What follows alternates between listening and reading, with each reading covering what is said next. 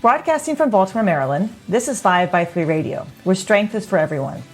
I'm your host, Emily Sokolinski, owner of 5x3 Training, a strength and conditioning gym in Baltimore, along with my co-host, Rebecca Fishburne, founder of Cornerstone Strength Maryland.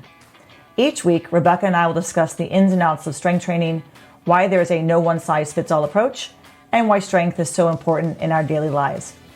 Thanks for spending some time with us today. Now, on with the show. Okay, so for what it's worth, I'm going to send a text that says, I'm podcasting now. Please be quiet. Good luck. And I'll stop eating so you won't have chewing noise in the background. I was told by my husband that he doesn't know what my eating schedule is. I'm like, what am I, an animal? my feeding schedule. Yeah. I've been setting up feeding schedules and stall cleaning schedules and deworming schedules. I don't know what your feeding schedule is, but I have a presentation I'm doing between, 1:30 and 1:55. I said, well, that's okay because I'm podcasting. I'll be upstairs, out of your way. I won't embarrass you. He goes, it's not about embarrassing me. It's just being disruptive with your loud noise, with my loud, TV shows. Yeah, you know what? Diego would not make it in my house. I don't know. Maybe it'd be quieter if you took your shoes off. Are you seriously going to try and take that upstairs now? Can you do it in an hour? Oh my God. I sent the text, and now Delia is traipsing around in her noisy shoes trying to move furniture. Okay, and you know what's going to happen? It's a large trunk, and she's going to drop it on something, or she's going to fall down the stairs with it. So we're going to have that noise in the background. Hey, everybody. Welcome back to another episode of 5x3 Radio. We are here, Rebecca and I, on a very warm May day. It's actually May 4th. So for all you Star Wars fans out there, May the 4th be with you. Of course, this podcast won't air for another 2 weeks or so. Yeah, so we always sound like we're off date. Yeah, actually won't. It will air next week. I will air next week. Our recent podcast was just on consistency. So if you missed that one, go ahead and check that one out. It's probably one of the shortest episodes we've done. This one today goes along with consistency. I think it has some definitely elements of, what we should think about when we get into the gym and we're training, because we want to talk today about expectations versus reality. And this comes up a lot in our discussions with Rebecca and I have about our clients and, questions that they have in regards to their training and what they expect to get out of their training. And oftentimes, is there a number they should be thinking of, and what our approach is to those questions and to those concerns. So I was hoping I could just kind of turn this over to Rebecca just to kind of start us off, because this is something I think that you've talked to me a lot about in regards to clients that you've worked with, like in the gym, online, and it's something that has really been kind of on your mind a lot. How do we address this with our clients? Yeah. How do we help them see their training in a different light? So maybe I guess the reason it comes up, it's come up a couple times with clients of mine who, in their current life, are primarily would fit into the category of desk jockey, right? Somebody who has an athletic background, past. And, is a little bit older, which is still younger than me usually. But, those 35-year-olds. Yeah. Well, but even 40, 50 years old. And maybe has an athletic background, maybe still is involved in some activity at some level, but maybe not at the same competitive degree that they were involved in when they were in college. But they've got like kind of a competitive streak to them. Mm-hmm. They've consumed a lot of the weightlifting or barbell related material that's out there. Right. And they have formulated certain expectations Right. of themselves and what they ought to be able to accomplish doing this particular program. And they're maybe thinking of themselves in terms of their athletic past more so than their current situation. And so then when they hear different barbell podcasts talking about, oh, well, most guys will get hung up on their overhead press somewhere around 150, maybe 175 pounds. That's when most guys will get hung up on that. And that's not at all their experience. Right. Or even actually right now I have a relatively new female trainee. She's been working with me in person for maybe about 4 or 5 weeks.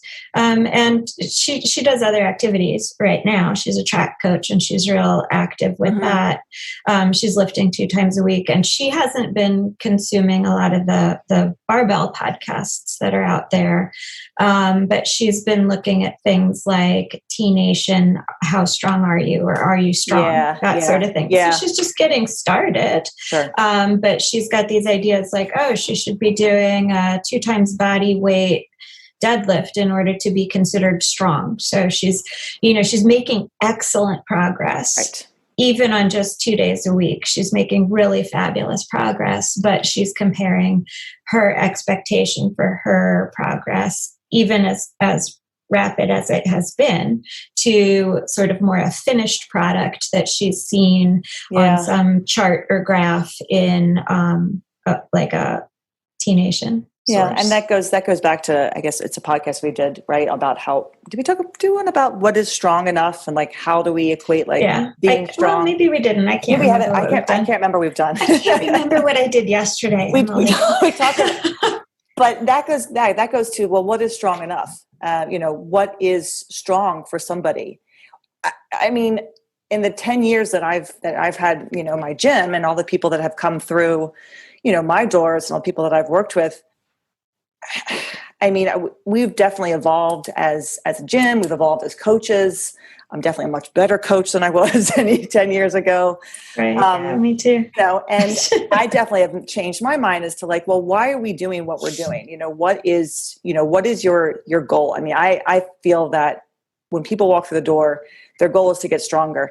Their goal is to get stronger for them, for their personal, well-being, for their daily living, for just, for health purposes. I mean, I see this is going to help stave off, hopefully, any illnesses that might occur. You're going to keep, help you with, any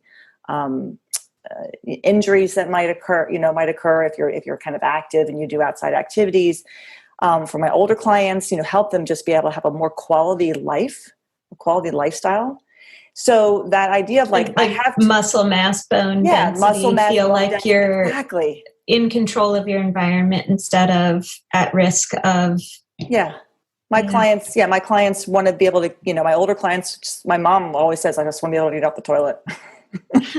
I don't want to have to be stuck on the toilet, and it's a good goal because how many older people do we see who struggle to get out of a chair, who struggle to, who have to install lifts on their stairs because they can't walk the stairs anymore.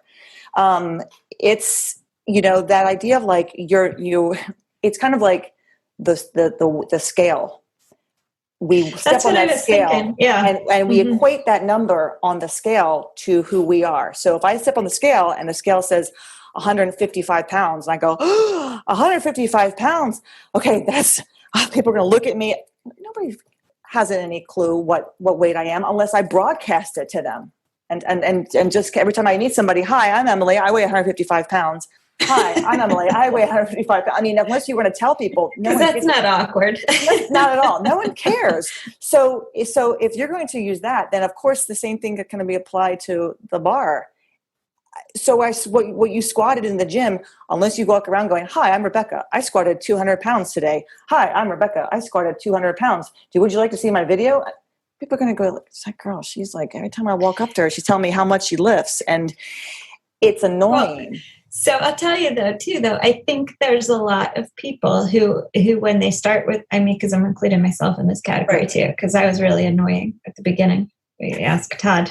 But like, if you're kind of new to barbell training, I don't think that that's unusual. Sure. That like when you're new to barbell training, it's fascinating. Yeah. And like the first year, 2 years or something, like it's very easy to get caught up in, in your training and like how much you can lift, because you never really conceptualized, or I never really conceptualized myself in terms of weights that way. It was more like weight was always what was the weight on the scale, not how much weight could I move in the world. And so it's just a fascinating mind shift, which is like one of the really cool things I think about barbell training for women. But in the same way that scale weight can often be used not as a helpful tool towards helping you reach a goal of overall health and well-being, weights on your bar can turn into the same kind of thing, can morph into that. Yes. I lived there for a while. Yes. Yeah. Well, you start comparing yourself to other people and what they are lifting and what you are lifting. You know, I mean, this is.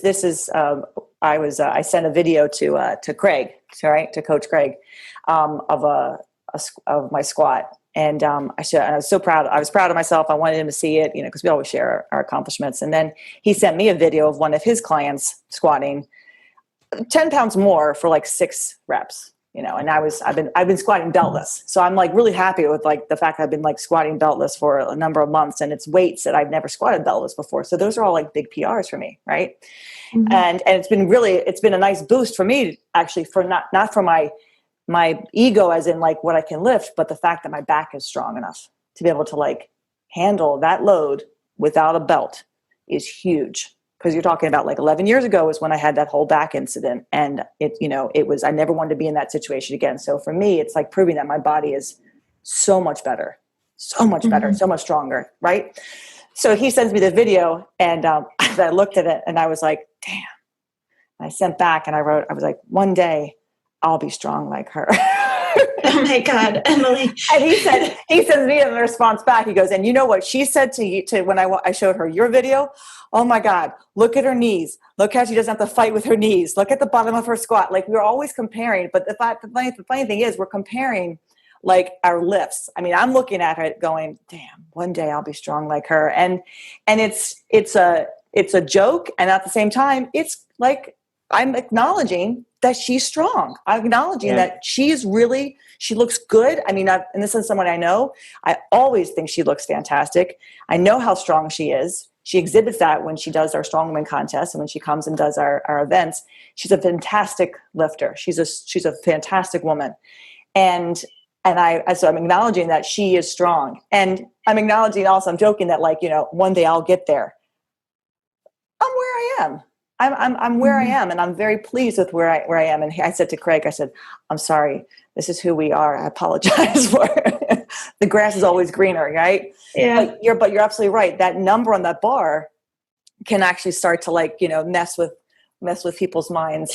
And it's not just women, it's men too, obviously. Yeah, yeah. And I think also that like you're kind of giving two different examples of the ways that we compare ourselves, or that people tend to, right? So in the one case, it's, you compare yourself to your buddy in the gym or someone that or, like that sort of thing. And that might be like a little bit of a friendly competition between two individuals that plays out similar to how you described, where you recognize each other's strengths and maybe you encourage each other. But often it's the sort of thing like the first situation I'm describing, where each of those individuals is comparing themselves to something that's somewhat arbitrary. They don't know how those numbers in the T Nation article or on the podcast discussions relate to them in their bodies and what they're able to do. Right. So the best kind of competition, I think, usually is, with yourself. Can you do more or better or stronger, or, or given particular life circumstances, is this the strongest you've been, most consistent you've been during one of the, rough stretches at work where there's different outside factors sometimes that'll play into it. I mean, and this is not I'm not talking about people who are competitive athletes, Right. like people who do their barbell training, find out they're genetically gifted, and decide to go compete on a high level, right? That's a totally different story. Maybe in that case, there's, well, whatever. That's not. Yeah, no, that's not most of us. I mean, that's not most of us. Like, as Diego says all the time, most of us, when we do our programming lectures at our camps, most of us are going to be intermediate lifters for the rest of our lives. We're never going to be advanced lifters unless we decide to give everything up and we can eat and breathe and sleep lifting. We're not going to be advanced lifters. That's not who we are. They have jobs, we have lives, we have families, we get sick, we have vacations. We're not devoting ourselves to that is not what most of the people that we train want, right? And unless you do that, you may never hit that number, that arbitrary number that you have in your head, right? It may be that if you want to hit that certain number, you're going to have to eat more. You're going to have to gain more weight, right? Mass moves mass. So, I mean, there's like, hey, are you willing to gain 25 pounds of body weight in order to lift that? Because if you change your programming, do like a big hypertrophy block, cut out the running, cut out the biking, cut out all the extra activities that you're doing that will impact your training. I mean, I'm stopping my Zoom classes. I've been running my Zoom classes, my online boot camp classes still 4 days a week. 3 days for, then I actually just stopped. So now I'm down to 3 days. I'm down to 3 days a week, but I've been doing it for like 52 plus weeks, right? For over a year. And you're actually like participating. You're demonstrating. I have to do it. I have to do the class. I have to do the class. So I'm doing the class, and it's very minimal weights for me, but it's still, I'm talking, I'm doing it. That's 40 minutes, 4 days a week, 3 to 4 days a week, plus my own training. I can't imagine once I stop that, where my training will be able to go, how my body's going to feel, because I'm trying to fight with my body right now and perform well there. And at the same time, have enough energy to run my classes. And also I'm coaching, right? Before that. And then after that. So there's a lot. So unless you're willing to, erase everything, and that's my job. So I have to do it. But unless you're willing to like cut everything else out in order to get that 155 pound press that you think you should have by now, does it really matter what the weight is? Does it matter that you have been coming in consistently, that you're feeling better, that you're moving better, that things don't hurt as much, that other activities are easier, all those various things why are we doing the training in the first place? If we're miserable with what we're doing in the gym because our numbers aren't where they should be, we need to stop. And that was should with like air quotes. Yes. We need to step back and reflect on, why am I doing this? Is this making me happy? Or is this making me more frustrated? And do I need to maybe have a better, do I need to work on this relationship that I have with my lifting? As I was mentioning, with the couple that I have in the mornings, and he's, they're both in their he's in his early 70s and she's in her late 60s. And he was saying he started in November. He has such a better relationship now with his training because it's not about that number anymore, where it was. And he would get so upset and so worried, and he would, just agonize over coming to the gym and being so nervous because what happens if I don't get that weight? What happens? So this is interesting to me because, like, I was just saying, like, I've seen plenty of lifters getting started without a lot of barbell training prior to this who get into that mindset. I got into that mindset. I wonder why that happens. Like, I wonder if it's like this, get as strong as possible, as quick as possible. And here's a program and you're a machine and you should respond in this way. But I think I think it's a personality. I think it's personality. I think it's just what kind of personality that you have. If that's been something that has been part of your life, like new activities for you, maybe there's a part of like just a perfectionism type of, personality. I mean, I'm definitely a perfectionist, but I'm not a perfectionist when it comes to this. As you said, the only person I'm competing with when I'm at the gym is me. I mean, joking aside with what I was, saying, I hope one day I'll be strong enough. I'll be as strong as Jen. But it's not about that. All the lifters at my gym, I mean, my goal is always to make them a better version of themselves, a stronger version of themselves. And whatever number they're moving, whatever weight they're lifting, they're lifting is right for them. They're moving forward. They're making progress. Whether they're squatting more than me, squatting less than me, I don't care, because I'm not competing with them. They're not competing with me. That's not why they're there. They're there for them. And if you get caught up in a number and that consumes your life and consumes your training, you're not getting the most out of your training. You're not getting the most out of the time that you're spent there, because there's so much and like more. half the time, like the person will get spooled up in their head about that, lift or, making progress there. And then it ends up being detrimental. They end up, screwing something up, getting in their head. Always. I've done that with deadlift. Always. For sure. Always. Always. And that's Manny. That's the squat for him. He gets in his head. And I said, you've got to get out of your head, man.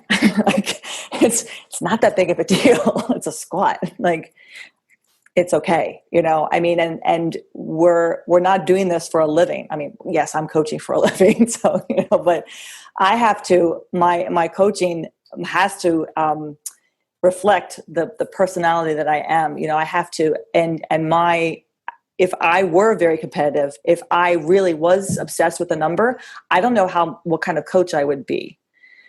I think I'd be concerned about myself as a coach, because then how do I relate to my members when they don't feel like they're making that, when they feel like I haven't hit that number, and I say to them, yeah, I don't know why you haven't hit that number. I mean, seriously, come on. That would be very poor on my part, because that's not what training is. It's not a number. I don't know what number you're supposed to have by the end of two months. I don't really care about that number. I care about a year from now. Are you still training? As Diego always said, right? Diego says it all the time. I don't care where you are a month from now, 2 months from now. I care where you are a year from now. Where are you a year from now? Let's talk about this in a year, because so much can happen in a year. I'm just thinking about this then back to the idea of expectation. Right. And so I think a lot of times maybe it seems like if somebody's new and they're trying to set their expectations and they're looking towards different resources that are out there that are geared more towards people who have maybe got 10, 20 years of lifting under their belt. They're already pretty strong, and this is what you should be doing. That's not maybe the best place to look in order to set expectations. Sure. Maybe looking back at your own training log to set your expectations is a better place. Like, what is this body that I have been given capable of doing if I train in this way, if I recover in this manner, and then build from there. But when you're just first starting out, you don't have that log to look back on. Right. And looking at external sources to help create those expectations, sometimes is I mean, it can help. No, it can. Yeah, no, it does. That's true. And I guess, that's where a coach kind of can help. Exactly. Yeah. And I think it is. I mean, it's easy when you're in an environment like at my gym, where a new person can come in and be surrounded by all these different people, right? And everyone's got different weight on the bar. And they look at someone, let's say it's a female client, and they look at or even a male client, they look at another lifter and they're like, oh, wow, look at all that weight. Well, I'll say, Laura's been training for 5 years. That's 5 years of progress. That's not a month. You've been here for a month. That's 5 years. Okay. Or that's 6 months, or, whatever it is. But it's that's what happens after a long, long time. That's a lot of weight. And she's, she can lift that, but she didn't start there. It doesn't matter where you start. I had a client today who was finished his deadlift, and he's old, older man, in his late 60s, and he said to me, "I get it." I said, "What do you get?" He said, "I get now. You learn the technique first. You learn the movement, and then once you learn it, then the weight, the weight goes on." He said, "Because now it feels heavy, but at the same time, my technique is good, and I feel confident in my technique, so I can move that weight." I said, "Exactly. We didn't start with 110 pounds. We started with 45 pounds, right? And we added a little bit each time you came in, and we worked on your position, and we practiced over and over and over again. And I reminded you of the setup, and I reminded you of where your hands should be, and I reminded you and it was like, oh, I get it. He's got no idea what weight's on that bar, ever. He has no idea ever what weight's on the bar. I just put the weight on, and he does it. He never questions it. But that's funny too. Like people right? who are new and doing their plate math, and you can keep it totally secret because the plate math is really tricky. I had someone this morning, like I could see her fingers ticking like this, and I'm like, "It's 125." She's like, "How did you know?" And I'm like, "Because your fingers are doing this. I can see you're counting on them."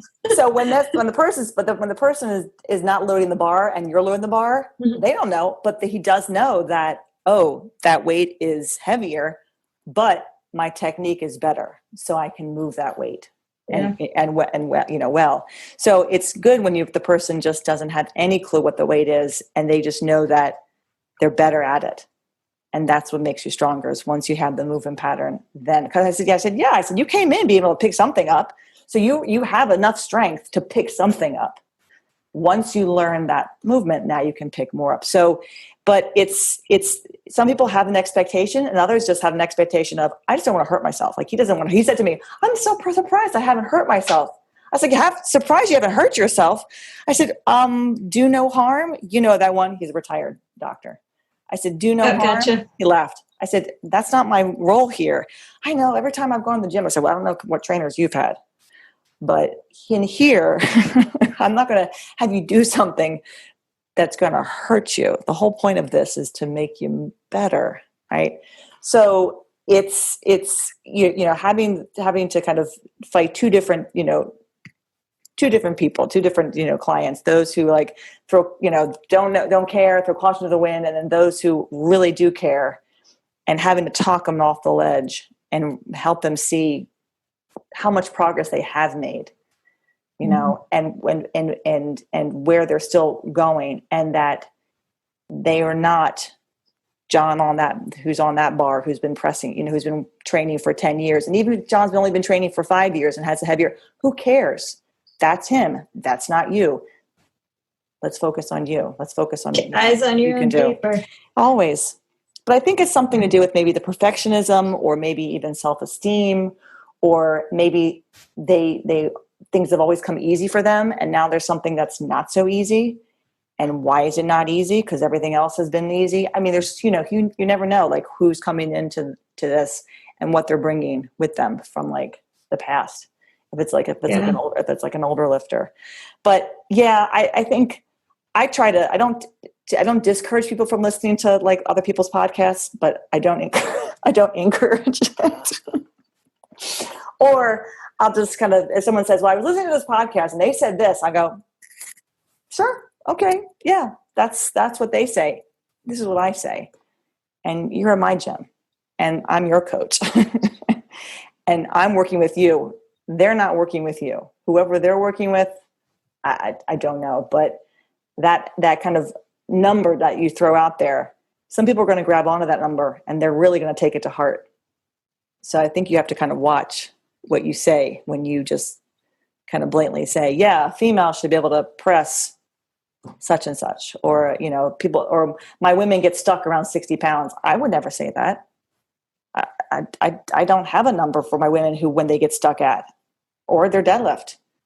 Why would I just throw a number out there, kind of randomly, like, oh yeah, most of my clients get stuck at this number. That's not what. Yeah, that's not what we're doing at the gym. We're not doing numbers. But those actually aren't the only numbers I'm thinking of now that get thrown out there. Like, what number do you have to hit to be like a real man? Yeah, or a real woman? Oh yeah, like weight wise. Yeah. Oh yeah, that gets tossed around too, big time.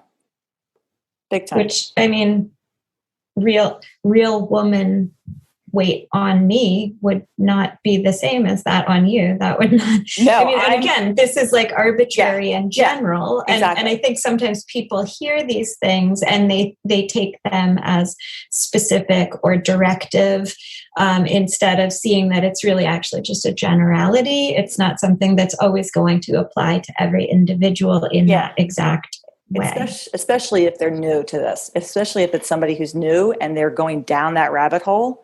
Yeah. And they're really into it, you know, because I think people get into that. They get so excited about something. They start to like, I told you my guy that was concerned about his press weight, like once we sort of switched to some online stuff and he's sending me video, like, well, because he would do some lifts with me in person and some at home, like the whole time in the background, it's like barbell podcasts that he's listening to. Yeah. So it's a steady diet of certain ideas of what he should be able to do. Mm-hmm. And then he started to really feel like he was coming up short on expectation. I never listened. Reality. I guess podcasts weren't really popular when I started this. So back in like 2010.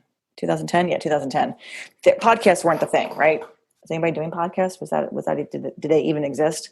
But I don't know, but I listened to a lot more in this last year. Yeah, I didn't listen to I didn't really, listen to many people. I mean, I read articles, but I didn't become obsessed with numbers.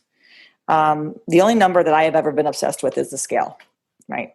Talk about that. And the only time I remember ever being like thinking like I have to hit a certain number was when I was, and I mentioned this in the podcast a long time in the Body Image podcast, when I was in the doctor's office and I was 15 and I had my physical before I went away to camp and I weighed 120 pounds. And I remember saying, I can't weigh 120 pounds. I'm not supposed to weigh this. Thinking that my teacher had some arbitrary number that we were all supposed to weigh, even though we all had different bodies. Different heights. But somehow this random number came out of my head of I can't weigh X. And that's the only number I've ever been obsessed with, and I've had to work on not obsessing. The number on the bar has never been an obsession with me. Maybe because it's more of the technique. I'm always focused on my technique and doing better with my action, like doing the movement. And I think maybe that comes from just dancing, getting better. And this is actually, though, what you were talking about initially, the difference between process and product, or process and outcome, right? Because, there is plenty of conversation about, nobody ever went to the gym and said, who cares what weight is on his bar? His form is fabulous, right? So like the flip side of what we're saying, right? But that's also legitimate. That's like a person who is focused on outcome. And maybe they're going to be more competitive, and maybe they're going to have been lifting for a longer amount of time, and they're going to have a track record, and they can look back and see what's a reasonable expectation for them given their life experience, or their lifting experience, but kind of coming in brand new and trying to set those expectations. Yeah. And sometimes can be discouraging if you're looking at the wrong stuff. Yeah. And it's hard. And it is hard sometimes as a coach to talk about that to somebody, to really get them to understand, what reality is, expectations versus where they are. I'm thinking about as a coach, as coaches, what I'm lifting versus what my clients lift, and how that doesn't matter what I'm lifting. I can coach somebody through a heavy squat, through a heavy deadlift, through a heavy press, and I can't press what they can press. Doesn't make me a bad coach that I can't press 175 pounds. That's a guy. Even if it's a woman, I can still coach them on the press. That's their press. And I want to make them a better lifter, and I want them to get their weight up. So I know how to help them and coach them through it. It's that, that dancer who teaches, because they'll never be the professional dancer, and the professional dancer who really can't instruct at all because it just comes so naturally to them. there's that piece of the puzzle too, right? The person who's had to really work hard and struggle to really get that weight up, to really work on their form. And then the person who comes in is just, and already has it. I'm going to take the person who's kind of the one who has to struggle more. I can help them with that. I can help them with both, but I, the coach, can really help both. And it takes the you have to kind of separate yourself from that number as much as you can when you're coaching and when you're training. And it's really hard sometimes, I think, for people to separate themselves, because maybe they do see, I don't know, that they should be able to do more, or they someone told them they could do more. And I don't know. It's a really mix of feelings. It's a really mix of feelings. Yeah, I think it does sort of, like you're saying earlier, tie back into a strand of perfectionism in some individuals. Yeah.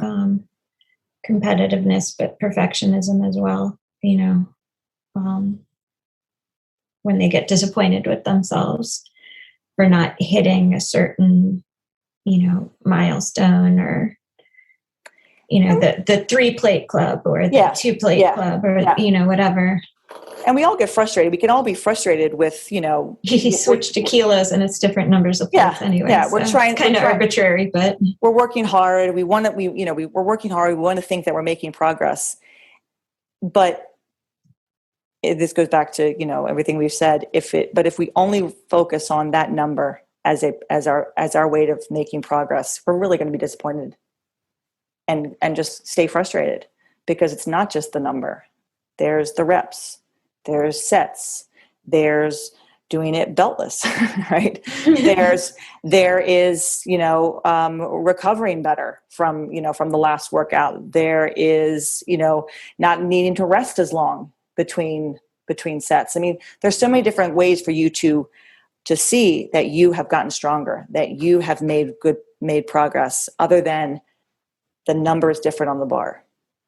Yeah, I mean, I guess, initially when you're starting, that's the one variable that changes each time, right? That's how you're measuring the progress. That's how you're taught initially on your linear progression to measure progress. And so that lesson becomes ingrained in a certain, to a certain degree, that's, the only or the best way to measure progress. There's other ways too. And sometimes other ways of measuring progress are more conducive to your current life situation.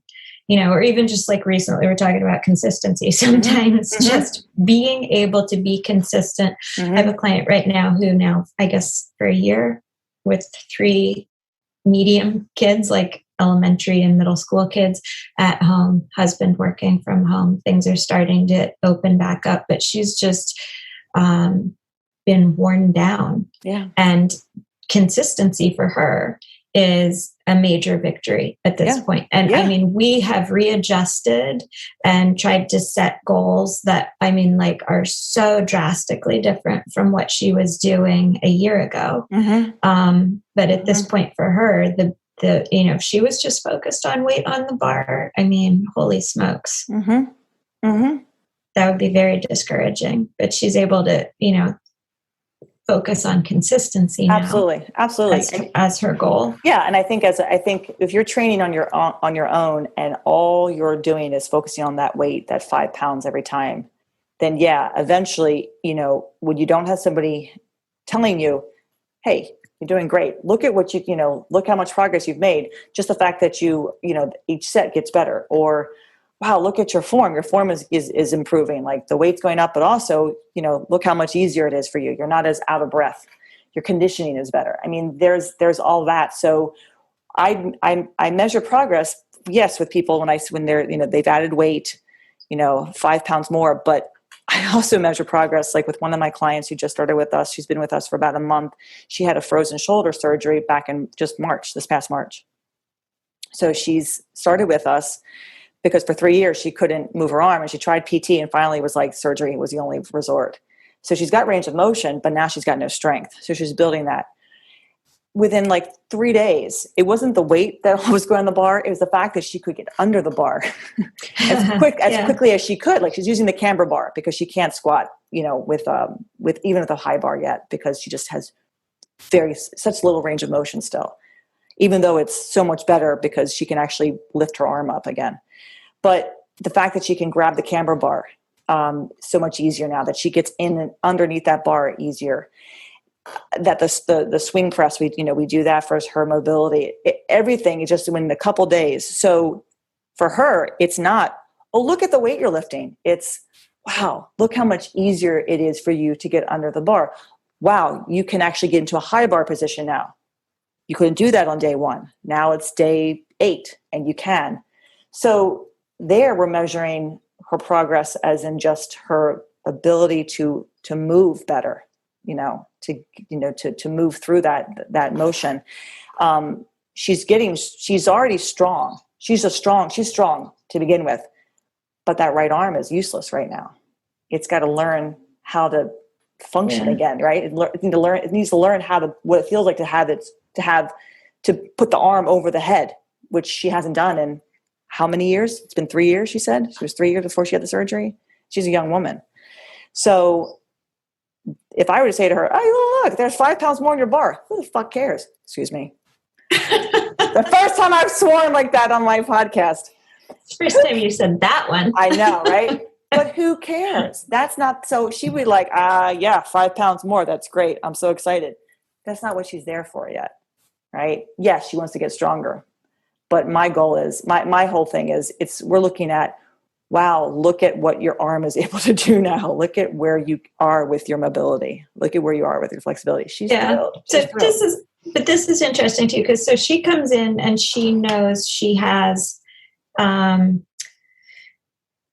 a limitation. It's obvious to her. Mm-hmm. Right. And so that's maybe actually a little bit easier situation to deal with than someone who's coming in who doesn't have any sort of really obvious to them or to you limitations, but just, But at the same time, if after 2 weeks she wasn't any better, like she didn't feel like she was, like it was still hard for her to get in position, or was still hard, I feel bad. And I, as the trainee, would be like, what am I doing here?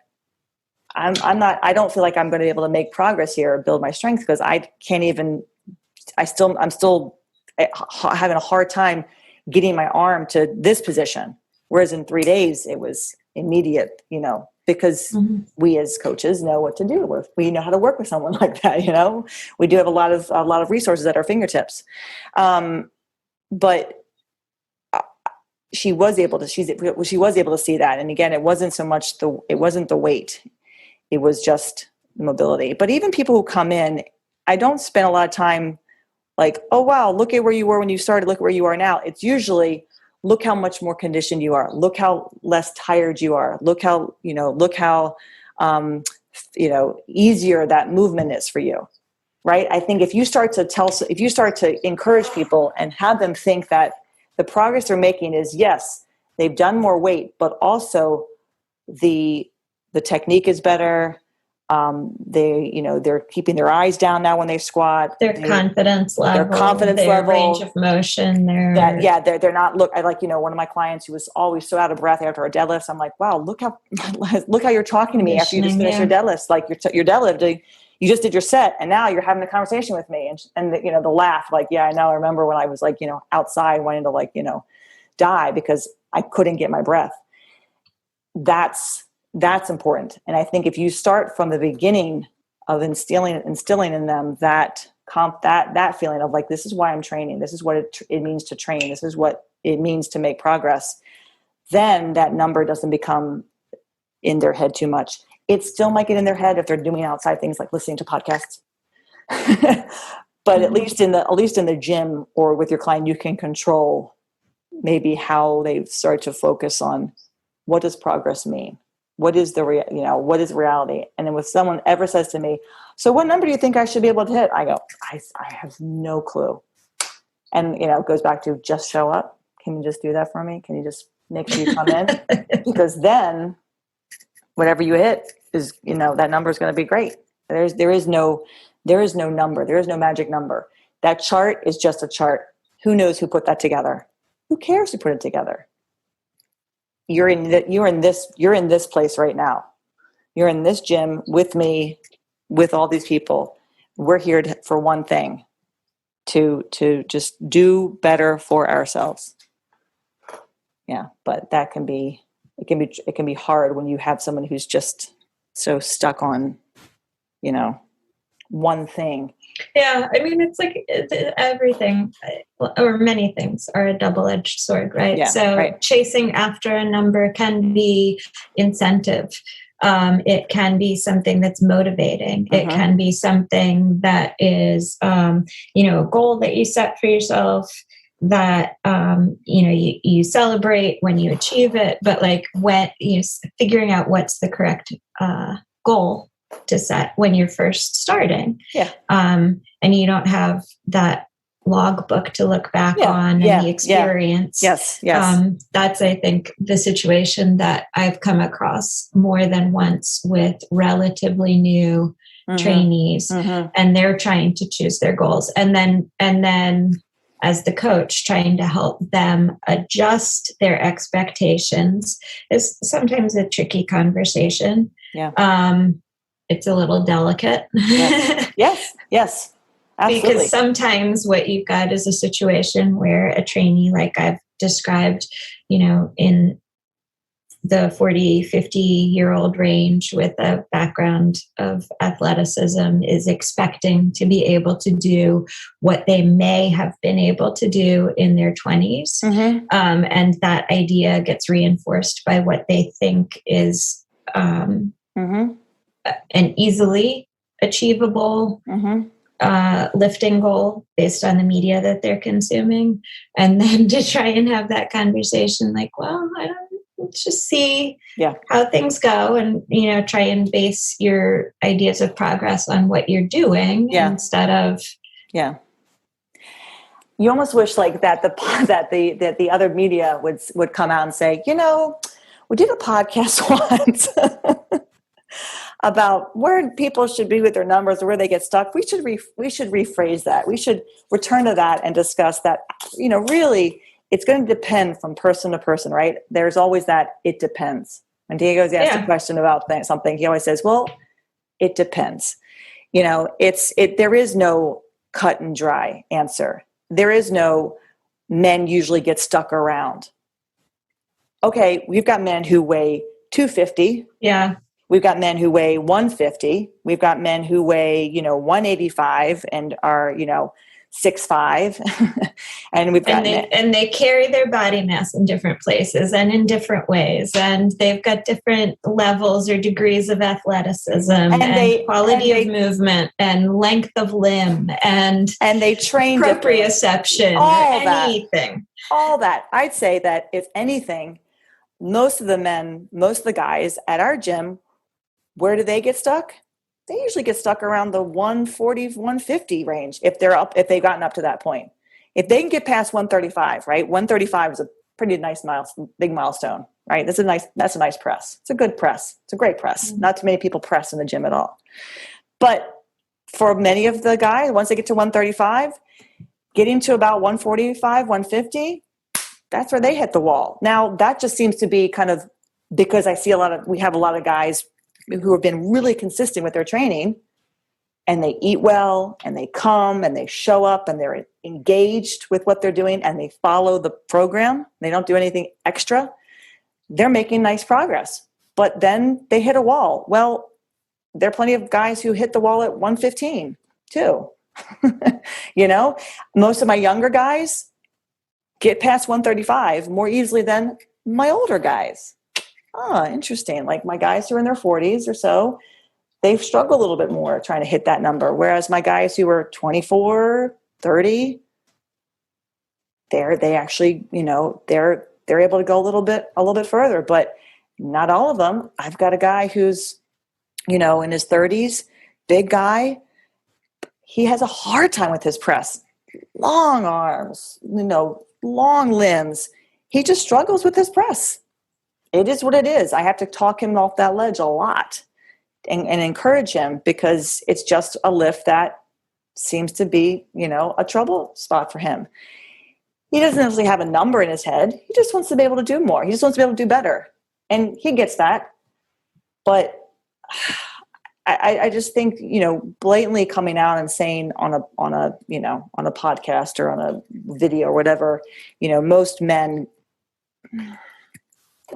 come back and say that, repeat that and rephrase that and say, everyone's going to hit the wall at some point. It's always going to depend on who you are, where you are with your training, how old you are, and just in general, you might have better lifts than others. We're some of us are good deadlifters. Some of us are great squatters. Some of us are good pressers and suck at benching. And, and then you have people who can do it all.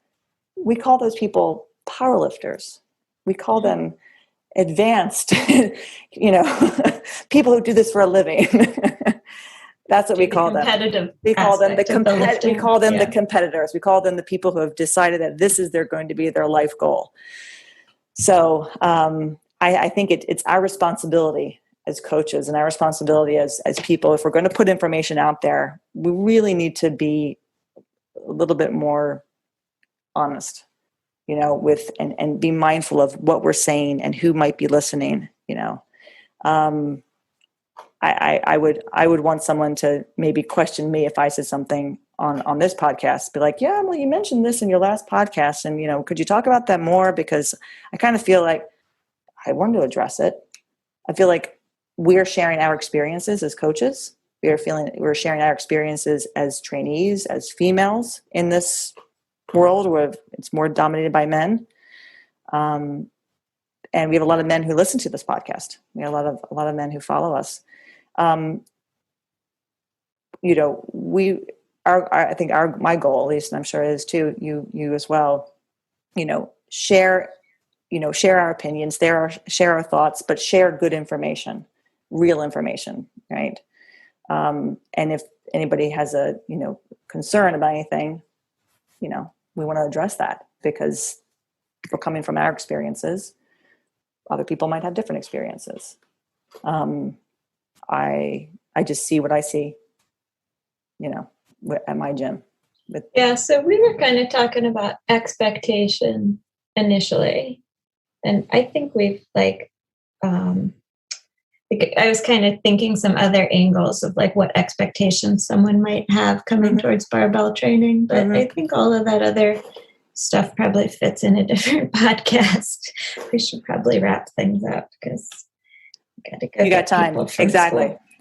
No, I think this is good. I think ending here is a good place. So, so as always, I kind of ended with, if people have questions about anything that we've talked about on our podcast, we'd love to hear from you. I know people really do. And the answer is, it depends. It always depends. Always depends. Always depends. It's barbell medicine's version of that. It's a nuance. It's nuanced. You get the nuance. It depends. It's ours. That's ours. We'll quote Diego. It depends. So contact us. If you've got questions, Emily at 5by3.com and Rebecca's at cornerstonestrengthmaryland@gmail.com or cornerstonestrengthmaryland.com. There we go. And if you'd like what you hear and you'd like to leave us a review, please go ahead and do that. We definitely appreciate the review. The more reviews, I think the more the podcast gets out to people. So give us those stars. Thanks, everyone. We will be back in a couple weeks with yet another podcast. Not sure what that one's going to be about. We've got a couple ideas that we're kind of thinking about, but we will be back after this one. So have a great week. We'll catch you in a couple weeks. Thanks, everyone. Bye. Yeah. Take care.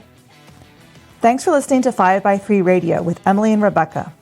If you like our show and want to know more about 5by3 training, please visit us at www.5, that's F-I-V-E, the letter X, the number 3.com. You can also find us on Facebook and Instagram. To learn more about Rebecca, please visit her website, cornerstonestrengthmaryland.com. Thanks for listening and have a great week.